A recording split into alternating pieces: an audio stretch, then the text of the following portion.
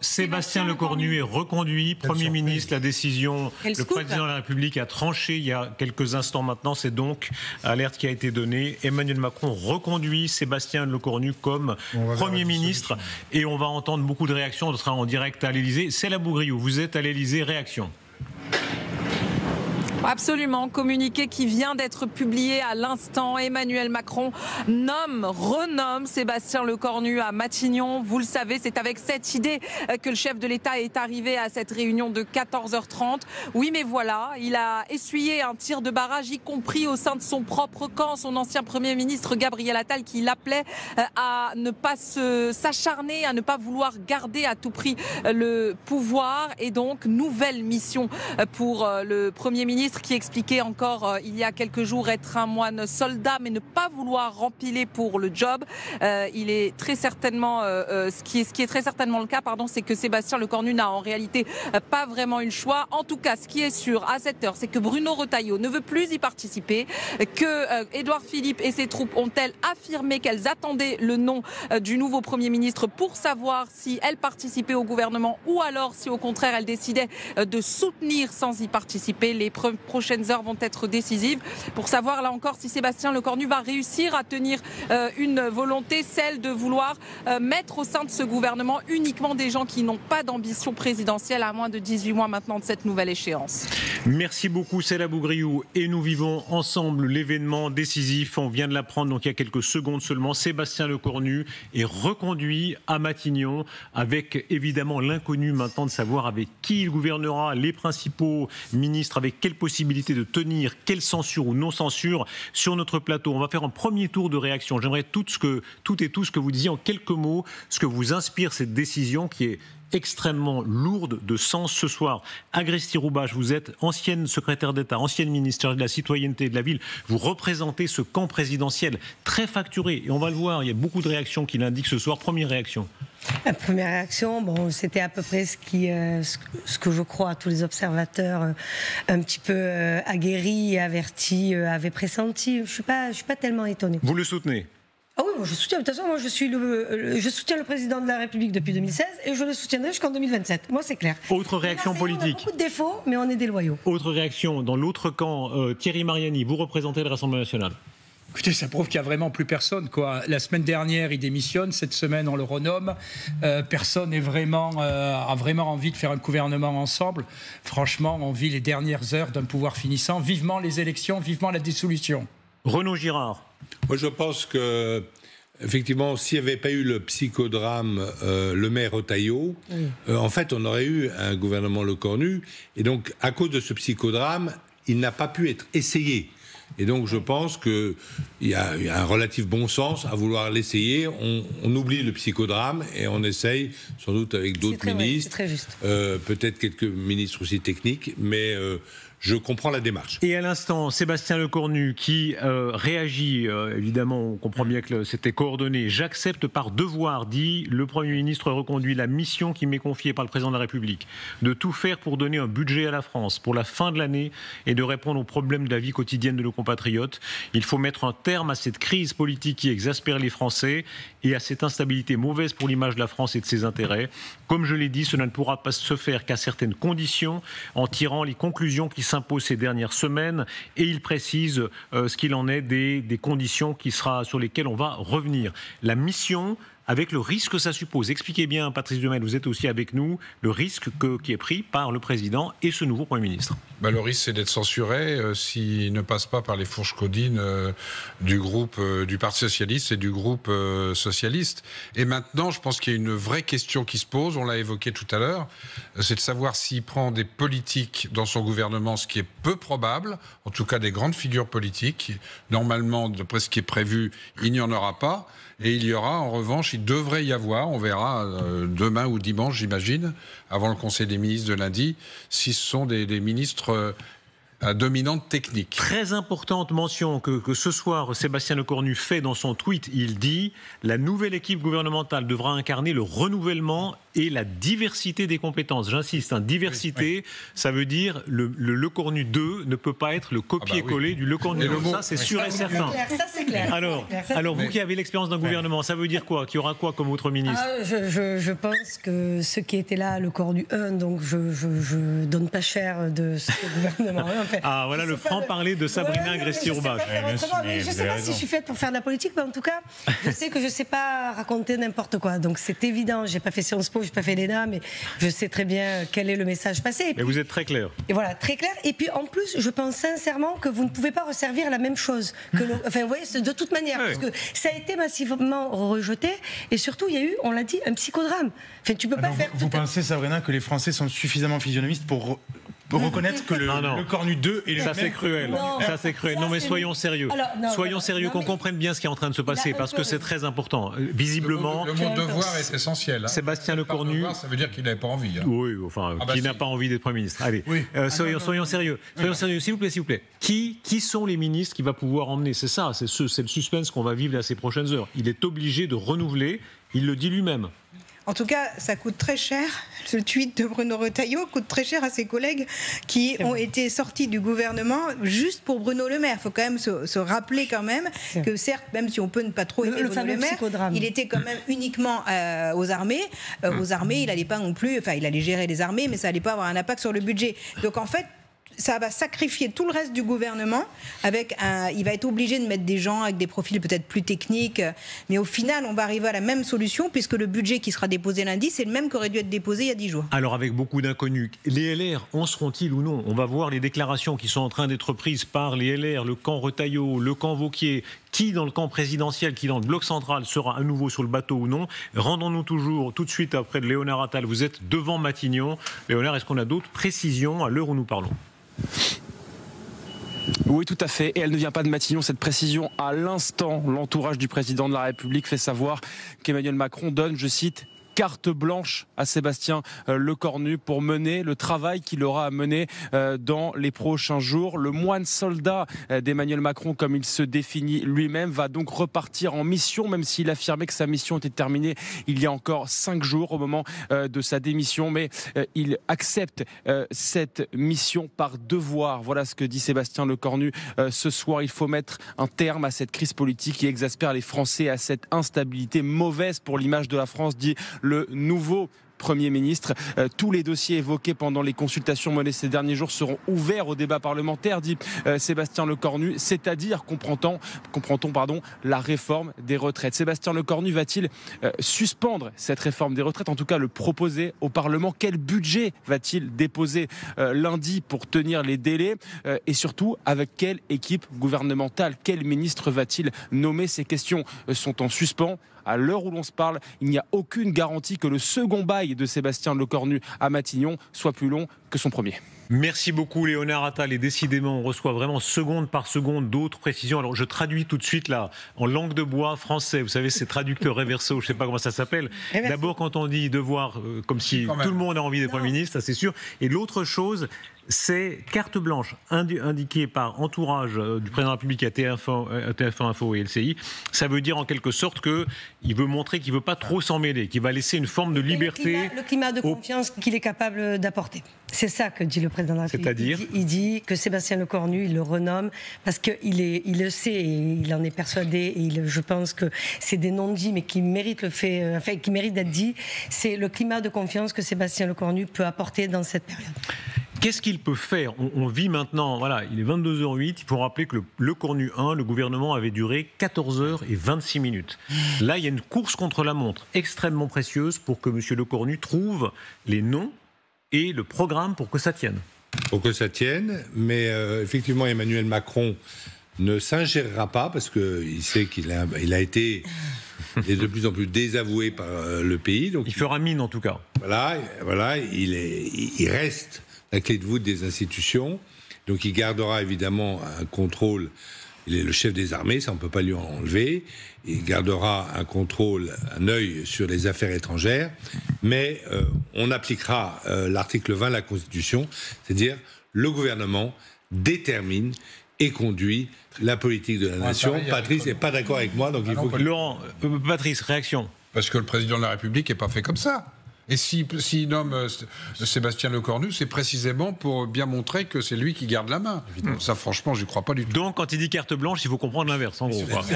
Enfin, carte blanche, moi, l'expression, pardon, mais ça me frappe là tout de suite. C'est pas une partie de poker, on n'est pas au casino. En fait, carte blanche, ça veut dire que éventuellement, on va jouer avec les déficits du pays. Éventuellement, la cible de déficit, on va la déporter, ça ne sera plus à 5%. Enfin, on va voir. Mais quant à la constitution du gouvernement, on nous promet 0 ministre politique, alors que des gens, mais étrangers à toute ambition présidentielle. Alors, il est probable... On n'est pas encore sûr de ça. En tout cas, effectivement, pas de grandes ambitions présidentielles. C'est en tout cas ce qui nous était vendu. Ou pas encore. Pas encore. Il est probable que... Vous êtes vraiment... C'est Madame Vérité, hein, Sabrina Agresti-Roubache. Dès qu'on parle en langue de bois, elle traduit immédiatement. Oui, je n'ai pas d'ambition... C'est le verso de la langue de bois. Très bien. Donc, je vais me permettre d'être encore un peu plus cash. Je vois mal comment le démissionnaire malheureux de lundi peut devenir le missionnaire triomphant de ce soir. Alors, on s'interrompt. Regardez, c'est à l'hôtel Matignon, le retour, si je comprends bien, hein, de balai de moto, c'est autour de... Il n'a pas dû partir longtemps, et voilà. Il est toujours là, il l'était, et il reste à Matignon, le nouveau Premier ministre, puisque c'est une nuit de travail qui s'ouvre devant lui, puisqu'il doit très vite recomposer une équipe gouvernementale. Et madame, vous disiez, puisque vous êtes toujours franc-parler, je ne donne pas cher des ministres sortants. Non, en tout cas, il faudra recomposer. Non, ce que je dis, c'est que dans la lecture, pas besoin de parler d'être grand clair, on ne peut pas avoir vécu la crise que nous avons vécue. Et c'est vrai, hein, le mot, c'était vraiment psychodrame. Moi, j'ai vu les réactions, mais sur le terrain, les réactions des politiques ne m'intéressent pas. Moi, ce qui m'intéresse, c'est les gens. J'ai vu la réaction que ça avait provoqué chez les gens, de tous bords confondus. Pas un bord plus que l'autre. Et notamment même dans notre propre camp, c'est-à-dire nos militants et nos électeurs. Donc je fais juste une analyse froide. Quiconque s'est baladé un petit peu dehors et allé faire ses courses comme tout le monde, est allé chez le coiffeur et emmené ses enfants à l'école, a vu les réactions. Et ça, je pense que c'est absolument intégré et admis.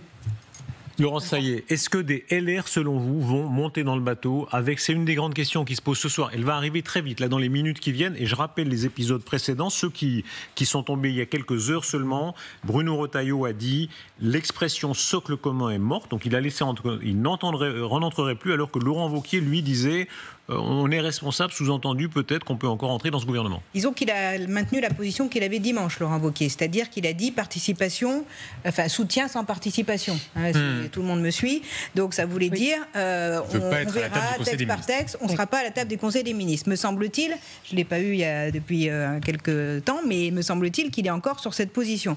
Bruno Retailleau, lui, a fait un virage totalement différent, puisque lui, il n'était pas contre être sous un Premier ministre macroniste, puisqu'il savait qui était le Premier ministre, mais c'est l'histoire de Bruno Le Maire qui l'a froissé. Donc maintenant, effectivement, il va y avoir une discussion qui va être surtout menée au sein, je vous le disais tout à l'heure, des députés. C'est eux qu'on le doigt sur le bouton. On peut faire comme on veut, même s'il y a énormément de sénateurs. Le pouvoir est à l'Assemblée. Voilà, exactement. Donc ce sont les députés qui vont orienter la décision. Mais quoi qu'il en soit, moi, je ne vois pas comment on peut sortir de cette histoire, pardon d'être pessimiste, alors que j'ai envie que ça fonctionne, très clairement, mais je ne vois pas, parce que à partir du moment où il va faire un peu à droite, c'est la gauche qui va dire on censure, et quand il va faire un peu à gauche, c'est la droite qui va dire on censure. Donc je ne vois pas ce qui a changé dans l'équation de fond par rapport à la semaine dernière. Les gens vont changer, mais le problème reste le même. J'aimerais vous entendre sur le pari que fait le président de la République. On a beaucoup dit, tout le monde lui demandait, pas tout le monde, ses opposants lui demandent une cohabitation. Même Gabriel Attal, tout à l'heure, ce matin même, disait il faut que Emmanuel Macron partage le pouvoir. Dans un premier temps, il fait le contraire. On verra quel ministre assaisonne ce gouvernement. Mais dans un premier temps, voilà, c'est l'inverse de la cohabitation. Il nomme quelqu'un qui lui est très fidèle et très proche. Voilà. Et c'est la sortie de Matignon des mêmes motos. Décidément, ce sera le centre névralgique de la République dans les heures qui viennent, puisque c'est en tout cas la posture d'Emmanuel Macron. Il dit carte blanche. Sous-entendu, je ne me mêlerai pas, je laisse travailler cet homme, mais qui, on insiste, est un fidèle historique du chef de l'État. La seule chose dont est capable Emmanuel Macron, c'est d'un parfum de cohabitation, pour reprendre l'expression qui était la sienne. Donc la cohabitation, il ne connaît pas, ça lui est étranger. Là, il va éventuellement essayer d'enrober, d'habiller le gouvernement Lecornu avec des figures de la société civile, et éventuellement des techniciens, pour que les Français n'aient pas le sentiment que rien n'a changé. mais ça ne sera qu'un par fin de cohabitation. On va voir les profils qui entrent aux côtés de Sébastien Lecornu, qui ont au fond le même sens du sacerdoce et du sacrifice que lui, ça sera probablement les noms qu'on a un peu entendus déjà aujourd'hui. Laurent Nunez, le préfet de Paris, peut-être Nicolas Revel, l'ancien patron, Christiane Lambert, l'ancienne patronne de la FNSEA. Ce sont peut-être ces profils qui sont amenés à relever le gant, à relever le défi d'une non-censure. Rien ne garantit, à l'heure où on se parle, que ça passe sous les fourches codines d'une censure à l'Assemblée nationale. J'ai entendu aussi Frédéric Salabarou, le gendre de Jacques Chirac. Enfin, en tout cas, le message ce soir, pour les Français, c'est on continue avec les mêmes. On continue avec les mêmes et on avait pensé dans l'après-midi que peut-être il pouvait avoir une ouverture à d'autres partis politiques, mais on s'aperçoit que ça reste toujours l'entourage proche et propre d'ailleurs d'Emmanuel Macron. La vraie question aujourd'hui, c'est ce que disait Laurence. D'abord, est-ce qu'il y aura une participation des Républicains et aujourd'hui on peut dire aussi d'Horizon ? Parce que quand on voit les propos d'Édouard Philippe, on se demande s'il a vraiment envie que son parti participe. Et puis j'ai envie de poser une question technique, mais qui aura son importance. L'urgence, c'est d'adopter un budget. Dans la version Lecornu 1, il avait dit qu'il n'utiliserait pas le 49.3. Ça mérite maintenant d'être un peu éclairci parce que je vois mal. Le président l'a validé pendant la réunion cet après-midi. Oui, enfin il avait validé aussi qu'il allait probablement avoir un autre Premier ministre. Non, moi je pose la question à notre journaliste qui suit la gauche. Est-ce que vous êtes persuadé que le PS ne participera pas ? J'en suis absolument convaincu. À l'instant, je vous interromps. Première réaction du RN, à part la vôtre évidemment, c'est de la direction du RN, c'est le Jordan Bardella qui dit, ça rejoint ce que vous disiez de votre point de vue, l'Élysée est déconnecté. L'Élysée est déconnecté. Et évidemment, c'est une première réaction qui est liée au fait que Sébastien Lecornu est encore une fois un fidèle historique depuis 2017 du président de la République et même un des doyens de fonction, même le doyen de fonction du gouvernement, je crois, le plus ancien ministre, même s'il a changé de ministère au début, le plus ancien ministre. C'est même lui qui avait créé Darmanin a eu un break. C'est même lui en 2022 qui avait créé les comités de soutien à la réélection du président de la République. Et je permets, puisque l'expression carte blanche, dictionnaire de l'Académie, carte blanche sur laquelle rien n'est écrit ni dessiné, figuratif, laisser carte blanche à quelqu'un, lui laisser une entière initiative dans une affaire, le gouvernement a donné carte blanche à son représentant, etc. Donc c'est vraiment l'idée que Sébastien Lecornu, dit le président de la République, faut-il le croire, chacun jugera, Sébastien Lecornu vraiment sera libre de constituer comme il le veut son gouvernement. Pardon, mais la responsabilité est quand même sur le Premier ministre. Enfin, après, on peut faire l'exégèse de tout ce qu'on veut. La responsabilité, maintenant, elle est sur les épaules de Sébastien Lecornu. Même si on le rappelle, monsieur le constitutionnaliste, c'est évidemment le président de la République qui nommera les ministres. C'est lui qui nomme ce qui est proposition. Mais c'est sur proposition du Premier ministre. Voilà. Lisons la diversité que vous évoquez tout à l'heure, il est important. Ça ne peut pas vouloir dire hommes et femmes, puisque ça existe depuis longtemps, à parité. Donc, diversité voudrait dire, d'une part, des politiques et beaucoup de techniciens, et deuxièmement, normalement venant d'autres horizons que l'ex... Et les territoires, diversité, attention. Mais la clé, et on comprend à quel point, quand on lit, prenons la peine de bien lire le tweet de Bardella, on mesure là qu'effectivement l'avenir de M. Lecornu se jouera là-dessus. La preuve qu'il peut faire qu'il peut ouvrir un petit peu son gouvernement et que ce ne soit pas un gouvernement avec des mini-Macron partout. Ça, c'est très important. Ce sera l'argument des rotaillistes, par exemple. Ils disent le gouvernement Lecornu, nommé par un Emmanuel Macron plus que jamais isolé, déconnecté de l'Élysée, à l'Élysée, est une mauvaise plaisanterie, une honte démocratique et une humiliation pour les Français. Le RN et d'autres vont jouer à fond cette carte-là, de dire regardez, c'est le gouvernement des mini-Macron. Et regardez, refuse toujours les élections. Le RN ne compte plus à ce stade dans le sens, je ne dis pas démocratiquement, mais là dans l'équation, puisqu'ils ont déjà dit qu'ils censuraient. LFI a déjà dit qu'elle censurait, et LR n'a jamais dit qu'il censurerait. On discute d'une participation ou pas, mais il n'y a pas de censure dans la balance. Donc ça veut dire que la clé, elle est encore au PS. Parce que c'est les seuls qui peuvent censurer ou pas. Et que LR, au pire, ne participera pas ou râlera un peu, mais je ne pense pas qu'il censure. Donc en fait, on revient à la même équation que la semaine dernière. Absolument. C'est le PS qui va décider de la survie ou non de ce gouvernement. Et c'est là où c'est inquiétant, quand on est de droite, c'est qu'on se dit qu'il y aura énormément de concessions faites au PS. Sans compter que, de faire de l'arithmétique à cette heure, il y a 69 députés socialistes.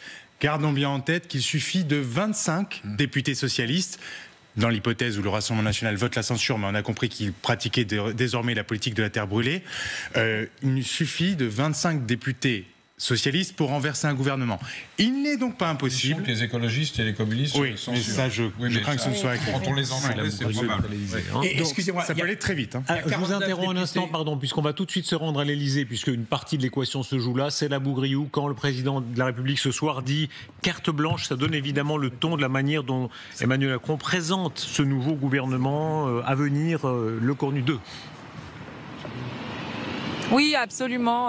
Des éléments de langage qui ont été immédiatement distillés par l'entourage du chef de l'État après avoir publié ce communiqué laconique pour renommer Sébastien Lecornu. Mais comment croire à cette affirmation? Comment croire à cette affirmation alors que Sébastien Lecornu, vous le rappeliez à juste titre, est l'un des plus fidèles macronistes, l'un des confidents les plus fiables du chef de l'État, celui qui est toujours au courant de la moindre de ses décisions, qui a eu le poste le plus stratégique avec une longévité assez exceptionnelle pour le souligner au ministère des Armées. Difficile à croire donc, et c'est la raison pour laquelle tout cela a tardé, c'est la raison pour laquelle il y a eu autant de blocages, de crispations, y compris au sein du camp présidentiel. Gabriel Attal, premier d'entre eux, l'ancien Premier ministre, expliquait qu'il ne fallait pas donner le sentiment de s'acharner, de s'accrocher au pouvoir et donc nommer quelqu'un d'autre à Matignon que Sébastien Lecornu. Sébastien Lecornu lui-même qui a affirmé qu'il ne voulait pas rempiler pour faire le job, pour le citer, et qui a aussi dit dans le même temps qu'il était un moine soldat. Reste à savoir si désormais, après avoir échoué une première fois, il va réussir cette fois-ci à s'émanciper d'Emmanuel Macron, acter une rupture et retrouver la confiance d'une partie de l'opposition pour avoir un accord et surtout faire passer un budget.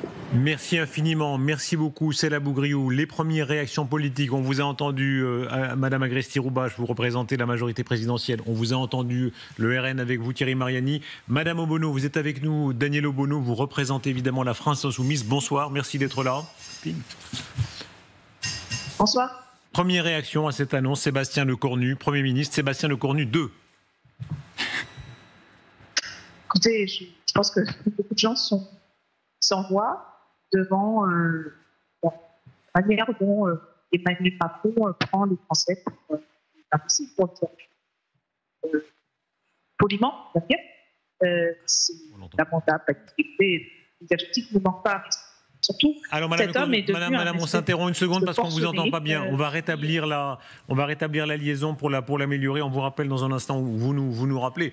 Mais on comprend bien l'enjeu ici. Sébastien Lecornu doit très vite faire la preuve de son indépendance sous peine d'avoir beaucoup de réactions de ce genre-là. Oui, beaucoup de réactions de ce genre-là. Et puis, ce qui va être difficile, c'est que vous avez deux partis, le parti du Rassemblement national et le parti, on entend là, des Insoumis, qui vont ne cesser de demander la dissolution, le recours au peuple.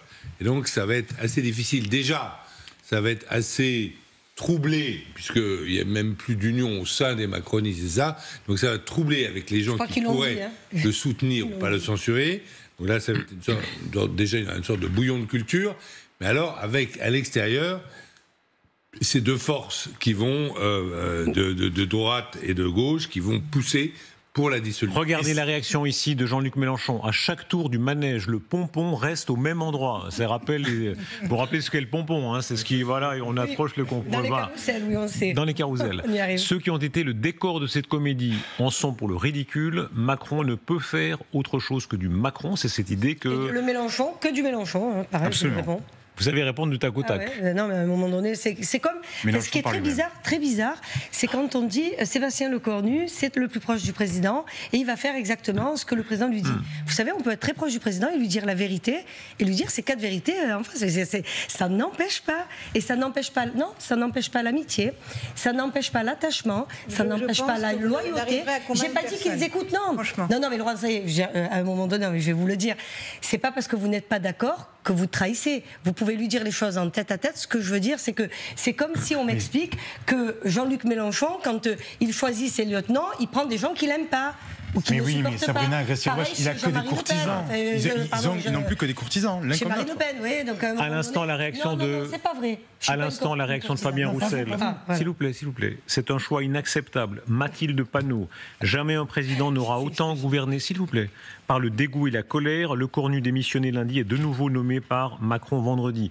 On voit à quel point, voilà, c'est chahuté.